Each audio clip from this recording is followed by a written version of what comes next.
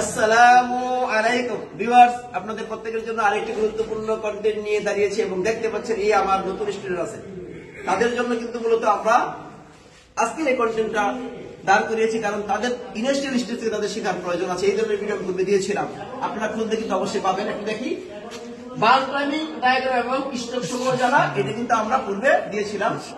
বাল timing ডায়াগ্রামের যে বিষয়টা আছে সেটা হচ্ছে এরকম, এবং এই ক্র্যাঙ্কশ্যাফটের যে অবস্থাটা এটা হবে এরকম। একটু খেয়াল করি আমরা, এটা হলো পিস্টন দেখতে পাচ্ছি। এই পিস্টনের কিন্তু এটা হলো ইনটেক ম্যানিফোল্ড, এটা হলো অ্যাডজাস্ট ম্যানিফোল্ড। এটা একটা স্পার্ক প্লাগ এবং এটা হলো ইনটেক ভালভ, অ্যাডজাস্ট ভালভ। এই পিস্টন উঠানামা করবে, মাথায় রাখতে হবে এই পিস্টনটা সম্পূর্ণ টিডিসিতে পৌঁছার পরে যে ফাঁকা জায়গাটুকু থাকবে সেই ফাঁকা জায়গাটুকুর নাম হচ্ছে ক্লিয়ারেন্স ভলিউম। কি ভলিউম? Clearance volume. তারপরে হচ্ছে বাকি জায়গাটুকু যেটা আছে সেই জায়গাটা হচ্ছে সুইফট ভলিউম। ঠিক আছে? এখন এই ক্লিয়ারেন্স ভলিউম এবং এই সুইফট ভলিউম, দুই ভলিউমটাকে একসাথে যোগ করলে কি হবে? ভলিউম দেখতেছি। কথা ঠিক আছে?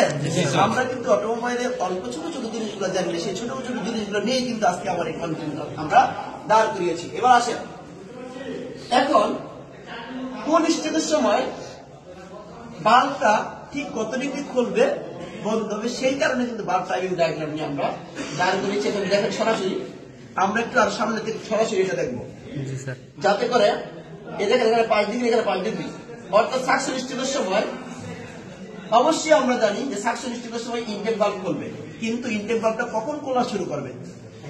5 ডিগ্রি পূর্ব থেকেই এখানে খেয়াল করবো আমরা, যখনই তো এই একটা স্ট্রোক শেষ হবে তারপরেই কিন্তু সাকশন স্ট্রোক শুরু হবে।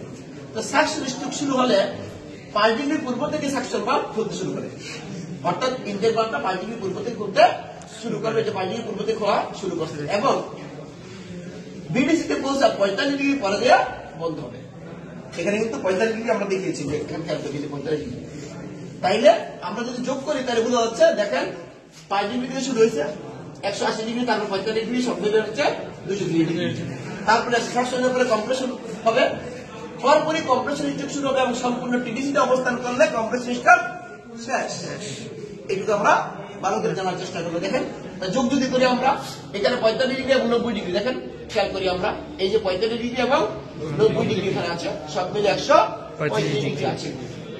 সেম আমাদের কম্প্রেশন স্ট্রোকের পরপর পাওয়ার স্ট্রোক শুরু হবে, এবং এই পাওয়ার স্ট্রোক কিন্তু শুরু হবে আপনার সম্পূর্ণ টিডিসি থেকে।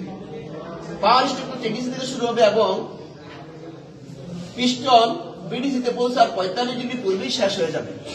সম্পূর্ণ কিন্তু সে পিস্টন বিডিসিতে পৌঁছার আগে এটা পাওয়ার স্ট্রোক শেষ হয়ে যাবে। অর্থাৎ আমরা যদি একটু খেয়াল করি তাহলে বুঝতে পারবো যে এই পিস্টনটা সম্পূর্ণ এই বিডিসিতে পৌঁছানোর আগেই কিন্তু পাওয়ার স্ট্রোক শেষ। আমরা বুঝতে পারছি কিনা বিষয়টা? অর্থাৎ পিস্টন এই পর্যন্ত আসলো, সাথে সাথে কিন্তু পাওয়ার স্ট্রোক শেষ হয়ে যাবে। দেখেন, আমরা যদি হিসাবটা করি তাহলে বুঝবো আমরা, পাওয়ার স্ট্রোক হচ্ছে এই এখান থেকে হবে, এখান থেকে এই পর্যন্ত কত 90 ডিগ্রি, আমরা এখানে লিখছি, এখানে লিখছি 45 টাকা লিখছি, তারপরে 90 লিখছি, সব মিলে 135 ডিগ্রি আমাদের এখানে দেওয়া আছে। বুঝছি কিনা? তারপরে আসেন, এই পাওয়ার স্ট্রোক যখন শেষ হবে তাহলে সিলিন্ডারের ভিতরে এখন কি আছে? পোড়া গ্যাস। কি আছে? পোড়া গ্যাস। এই পোড়া গ্যাসটা সম্পূর্ণ বের করে দেওয়ার জন্য নিশ্চয়ই একটু বেশি সময় ধরে একজস্ট বাল্ব খোলা থাকতে হবে, নাকি? ঠিক আছে কিনা? তাহলে সম্পূর্ণ পোড়া গ্যাস বের হতে পারবে না। সম্পূর্ণ পোড়া গ্যাস বের হতে না পারলে কি হবে? ইঞ্জিনে সবসময় কালো ধোঁয়া দিবে। ঠিক আছে না? কথা বুঝতে পারছেন কিনা?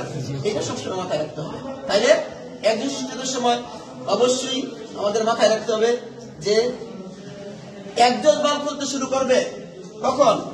45 ডিগ্রি পূর্ব থেকে একজস্ট বাল্ব খুলতে শুরু করে। এই যে লিখছি 45 ডিগ্রি, নাকি?